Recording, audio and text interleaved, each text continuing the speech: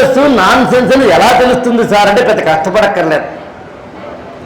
లేదా useless non sense చూస్తే తప్పేంటి అసలు అనేది కూడా ఉంటుంది. నాకు తెలిసి అరటిపండు మనకి ఇస్తే తొక్క పక్కన పెట్టి పండు తినేది మనిషి, పండు తిన్నా తినకపోయినా తొక్కను తినేది పశువు. మనం ఇందులో పండు తింటున్నామా తొక్క తింటున్నామా అని మనకు తెలుస్తూ ఉంటుంది. ఏదైతే నిన్ను మత్తులోకి దింపుతుందో అది ఎప్పుడూ కూడా నాన్ సెన్సే నా దృష్టిలో.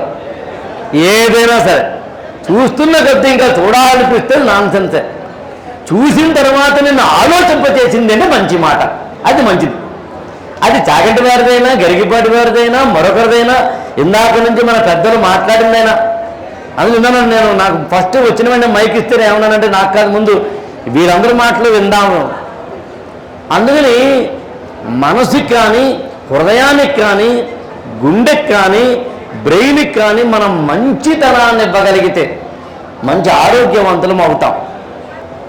నా దృష్టిలో జీవితంలో కూడా సరస్వతీదేవి లక్ష్మీదేవి అనే రెండు మన ఇంట్లోకి రావాలి అంటే మనం వాటిని గౌరవించాలి. ఇతరులను గౌరవిస్తే మనకి సంస్కారం తప్ప వాళ్ళకి కాదు, వాళ్ళని మర్యాద చేయడం కాదు, అది మనకు సంబంధించింది, మన సంస్కారానికి సంబంధించింది. అందుకని మన ఇంటికి ఎవరైనా వస్తే వాళ్ళని గౌరవిస్తే మళ్ళీ రావాలనిపిస్తుంది. మనం ఎవరింటికైనా వెళ్ళినప్పుడు మనల్ని ఆదరిస్తే మళ్ళీ వెళ్ళాలనిపిస్తుంది. జీవితంలో విజయమేనా అంటే ఆ మాటకు వస్తే అష్టలక్ష్ములు, ఆరోగ్యలక్ష్మైనా, సంతానలక్ష్మైనా, సౌభాగ్యలక్ష్మైనా, ధైర్యలక్ష్మైనా, మరొకటైనా జీవితంలోకి రావాలి అంటే దాన్ని మనం విలువ కట్టాలి. పిల్లవాడికి మార్కులు రావాలి అని అంటే మార్కులు రావు. మంచి పుస్తకాలు వాడికి గిఫ్ట్గా ఇవ్వు. నువ్వు బర్త్డే నాడు వాడికి ఏమి ఇస్తున్నావు? ఓ పుస్తకాన్ని గిఫ్ట్గా ఇవ్వు, ఓ అనాథాశ్రమాన్ని తీసుకెళ్ళు, ఒక మొక్కని పెంచలేదా నాటించు, ఒక బ్లడ్ డొనేషన్ క్యాంప్ పెట్టు, లేకపోతే ఒక గ్రంథాలయానికి తీసుకెళ్ళు, లేకపోతే ఇలాంటి పెద్దవాళ్ళ మాటలు వినిపించు. ఇక నాలుగవది, జీవితంలో ఎవరికైనా సరే కష్టాలు రాకుండా ఉండవు, సమస్యలు రాకుండా ఉండవు, భయాలు రాకుండా ఉండవు, అనారోగ్యాలు రాకుండా ఉండవు. కానీ వీటన్నింటిలోంచి బయటపడిపోవాలంటే ఏంటి అన్నప్పుడు మహాభారతంలో నలమహారాజు కథ ఉంటుంది. నలమహారాజుకి బాగా రాజ్యం పోయి అన్నీ పోయిన సందర్భంలో అష్టలక్ష్ముల్లో సౌభాగ్యలక్ష్మి వెళ్ళిపోతుంది, ధనలక్ష్మి వెళ్ళిపోతుంది, ధాన్యలక్ష్మి వెళ్ళిపోతుంది, అందరూ లక్ష్ములు వెళ్ళిపోతున్నారట.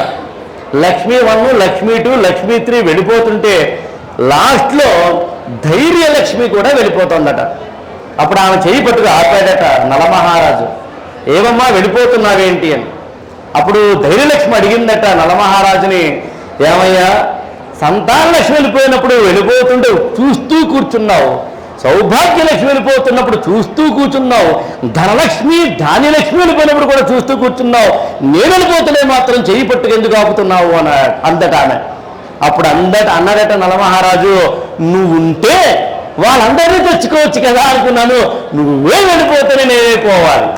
అందులో ధైర్యలక్ష్మి ఉంటే మిగతా లక్ష్ములు తెచ్చుకోవచ్చు. అందుకని కష్టం వస్తే ధైర్యంగా ఉందాం, కష్టం వస్తే నవ్వుతూ ఉందాం. నాకు తెలిసి జీవితంలో సుఖాల కన్నా కష్టాలు వస్తేనే మంచిది. సుఖాల కన్నా కష్టం వచ్చినప్పుడు మనిషి విలువ తెలుస్తుంది. మీరు కావాలంటే చూడండి, చాలామంది చెప్తుంటారు యాక్చువల్గా విజయం నీకు వస్తే ప్రపంచానికి నిన్ను పరిచయం చేస్తుంది, అపజయం నీకు వస్తే ప్రపంచం ఎలా ఉందో నీకు పరిచయం అవుతుంది. మనకి డబ్బులు లేనప్పుడు ఎవడు ఫోన్ లిఫ్ట్ చేస్తాడో చూడండి, అది అసలైన ఫ్రెండ్స్ అంటే.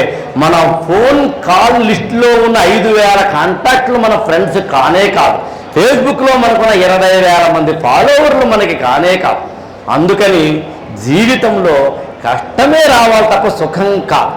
నేను కూడా లాస్ట్ 1 మినిట్ మాట్లాడి ముగిస్తాను. నాకు తెలిసి ఇవాల్టి వరకు నా జీవితంలో నాకు ఎప్పుడైనా ఏదైనా ఒకటి ఆనందకరమైన విషయం ఉంది చెప్పండి అని అడిగితే నాకు IAS 12 మార్కుల్లో పోయింది. బహుశా నాకు తెలిసి నాకు దేవుడు కరుణించి, అంటే అన్నపు ముద్దలు ఇలా పెట్టుకుంటుంటే కింద పడిపోతే ఎలా ఉంటుందో 12 మార్కుల్లో IAS ఇంటర్వ్యూ దాకా వెళ్ళి పైగా నాకు వచ్చినన్ని మార్కులు తెలుగు లిటరేచర్ అనే ఆప్షన్లో 392 మార్కులు. నాకన్నా ముందెవరికి రికార్డు లేదు, నా తర్వాత కూడా లేదు, ఇప్పటికీ లేదు, ఇప్పటికీ. అప్పుడే మాట్లాడుతుంది 1998. 98 కన్నా ముందు 1974లో ఫస్ట్ స్టార్ట్ చేశారు. 98 నుంచి ఇవాళ వరకు ఒక్కడికి లేదు. నా స్టూడెంట్స్ ఇవాళ మొత్తం భారతదేశంలో 1000 మంది స్టూడెంట్స్ ఉన్నారు. IAS, IPS, IRS, group 1, group 2 ఇలా. నిన్న మా అన్నయ్య ఫోన్ చేసి చెప్తాడు, యాక్చువల్గా ఎక్కడికైనా వెళ్ళి నా విజిటింగ్ కార్డు ఇస్తుంటే ఆఫీసర్లకి, వాడి పేరు ఆకెళ్ళ శ్రీనివాసు, ఆకెళ్ళకి శ్రీనివాస్ అని, కానీ మీకు ఆకెళ్ళ రాఘవేంద్ర గారు తెలుసునా అని అడిగితే తెలిసినా ఏంటి నా తమ్ముడు అన్నప్పుడు, మీ తమ్ముడు అండి నాకు ఒకసారి పరిచయం చేస్తారా అన్నప్పుడు వాడు మా అన్నయ్య అన్న మాట ఏంటంటే, నువ్వు అంత సెలబ్రిటీవా అంటే ఒక అన్నయ్యకి, ఒక తండ్రికి, ఒక తల్లికి, ఒక వదినకి, ఒక అక్కకి, ఒక మిత్రుడికి, భార్యకి, పిల్లలకి మనం చూసినప్పుడు, మనల్ని ఎవరైనా పొగిడినప్పుడు కలిగే ఆనందం ఇంత అంతా కాదు. అలా 1000 మంది ఆఫీసర్లు ప్రొడ్యూస్ చేయడానికి కారణం ఏమిటి అని అడిగితే మీరు నమ్మరు, నాకు 12 మార్కులు ఐఏఎస్ పోవడమే. వచ్చి ఉంటే నేను ఒక్కడనే దీపం వెలిగించి ఉండేవాడిని. పోవడం వల్ల ఎక్కడ పోయిందో తెలిసింది కాబట్టి, గెలిచినోడు ఎప్పుడు ఒకడే ఉంటాడు, శిఖరం ఎక్కేస్తాడు. ఓడినోడు శిఖరం ఎక్కేందుకు మార్గాలు తెలుస్తాయి, కింద పడిపోవడం ఎలాగో తెలుస్తుంది. ఆ తర్వాత వాడు పడకుండా ఉండడానికి ఏం చెయ్యాలో చెప్పగలుగుతాడు. నాకు తెలిసి బెస్ట్ గురువు ఎవరంటే కష్టాలు పడ్డాడే. అప్పుడే 28 ఏళ్ళు కాబట్టి ఏడ్చిన మాట నిజమే, కానీ ఏడుస్తూ మాత్రం కూర్చోకు, ఏడుస్తూ మాత్రం కూర్చోకు, కన్నీటిని తుడుచుకుని అడుగులు ముందుకు వెయ్యక తప్పదని మాత్రం తెలుసుకో. అందుకని విలువైన నిండు ప్రాణం మిగిలుండడం ప్రధానం, దేహానికైన గాయం ఏ మందుతోనో మాయం. అసలు ప్రాణం నిలబడటం ఇంపార్టెంట్. బతుకున్నావంటే నువ్వు ఏదో చేయడానికి ఇంకా ఉన్నావని అర్థం. అందుకని అప్పుడు నేను 6 నెలల మంచం మీద ఉన్నప్పుడు, మీరు నమ్మరు, భగవద్గీత మీద బుక్ రాశాను, ఒక నవల రాశాను, 3 పుస్తకాలు రాశాను, అన్నిటికన్నా ఇంపార్టెంట్ 2 సినిమాలకి, 3 టీవీ సీరియల్కి స్క్రిప్ట్ రాశాను. 8 మంది ఐఏఎస్ ఆస్పిరెంట్స్కి మా ఊరు వచ్చి నా పక్కన హాస్పిటల్లో వాడు నోట్సులు రాసుకుంటే డిక్టేట్ చేశాను.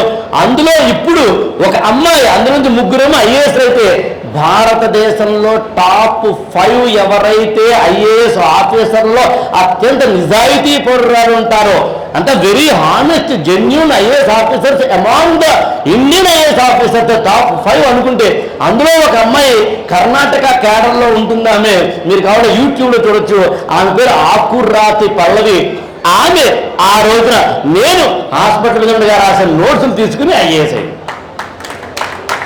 అందుకని ఇవన్నీ అర్థం చేసుకుంటే 5వ పాయింట్ నేను చెప్పాల్సిన అవసరం లేదు. ఏమిటది అంటే, వినడం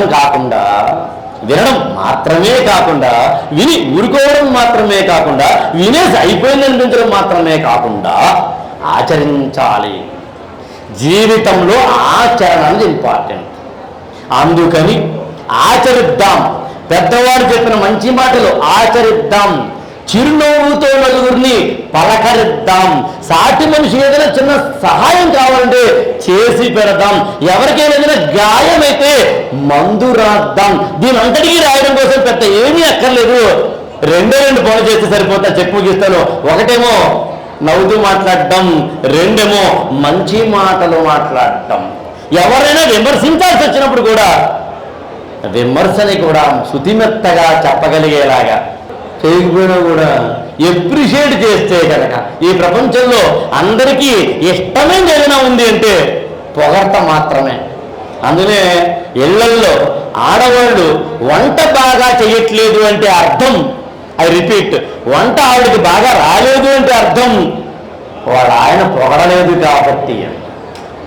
అంతే తప్ప ఆవిడికి బాగా రాదు. ఆవిడ పెళ్ళిన మాత్రం బాగానే వండి నాకు పెట్టింది, ఈయన మాత్రం పొగడలేదు. చూసింది 2 రోజులు, 2వ రోజున ఇంకా బాగా ఉండింది, నో కామెంట్. తర్వాత నో అప్రిషియేషన్, తర్వాత నో. అప్పుడు ఆవిడ క్లారిటీ వచ్చింది. ఎంతలా అంటే టేస్టీగా వండినా పెద్దగా రెస్పాన్స్ లేదు. ఈ మైక్ పట్టుకున్న వాళ్ళకి అర్థమవుతుంది చప్పట్లు ఎక్కువ కొడితే ఇంకా మాట్లాడాలనిపిస్తుంది ఇలాగా. అలాగా అరే చాలే ఇంకా ఈయన ఎంత చేసినా అంతే, పెద్దగా ఏమీ లాభం లేదు అని ఓ పప్పు పెడుతుంది, ఉప్పు వేస్తుంది, అక్కడ పెడుతుంది, రీల్స్ చూసుకోవడానికి బెడ్రూమ్లోకి హాల్లోకి వెళ్ళిపోతుంది. నువ్వు ఇంట్లో కూడా పరాయి వాడిలాగా తినాల్సి వస్తుంది. అందులో ఎదుటి వ్యక్తిలో ఉన్న మంచిని పోగొడుదాం. ఎదుటి వ్యక్తి అంటే ఎవరైనా కావచ్చు, భర్త కావచ్చు, భార్య కావచ్చు, అమ్మ కావచ్చు, కూతురు కావచ్చు, తండ్రి కావచ్చు. మ్యాథమెటిక్స్లో మన పిల్లవాడికి మార్కులు రాలేదని బాధపడద్దు. 100 వచ్చినా అరే 5 వచ్చినాయా అని 0 రాలేదు కాబట్టి జీవితంలో నేనేమంటానంటే 100 ఎక్స్పెక్ట్ చేస్తే 99 వచ్చినా 1 రాలేదని బాధ ఉంటుంది. 0 ఎక్స్పెక్ట్ చేస్తే 1 వచ్చినా ఆనందంగా ఉంటుంది. అది జీవితంలో. అందుకని ఇతరులను అప్రిషియేట్ చేద్దాం, ఇతరులతో నవ్వుతూ మాట్లాడదాం. విమర్శించాల్సి వచ్చినా కూడా డాక్టర్ గారు చూడండి, సూది గుచ్చే ముందు అంటే ఇంజక్షన్ పొడిచే ముందు ఆయన ఏం చేస్తారంటే దూది తీసి అక్కడ స్పిరిట్ అని ఉంటుంది, ఐడిన్ దాంట్లో పెట్టి ఇలా రాస్తారు. రాసినప్పుడు మీరు ఎప్పుడో గమనించారో తెలియదు, చాలా అందంగా ఉంటుంది. యాక్చువల్గా చాలా కూల్గా ఉంటుంది, చాలా జోవియల్గా ఉంటుంది. ఆయన రాస్తూ ఉంటే మనకి ఇంకా రాయి రాయి రాయి రాయి అనిపిస్తుంది. రాస్తూ రాస్తూ రాస్తూ ఆయన కసక్కని పొడుస్తాడు. జీవితంలో కూడా అంతే. ఎవరికైనా విమర్శించే ముందు బిస్కెట్లు వేద్దాం, సూది గుచ్చే ముందు దూది రాద్దాం. నాకు ఇంకా మాట్లాడాలి ఉంది, ఇక్కడ ఆపుదాం.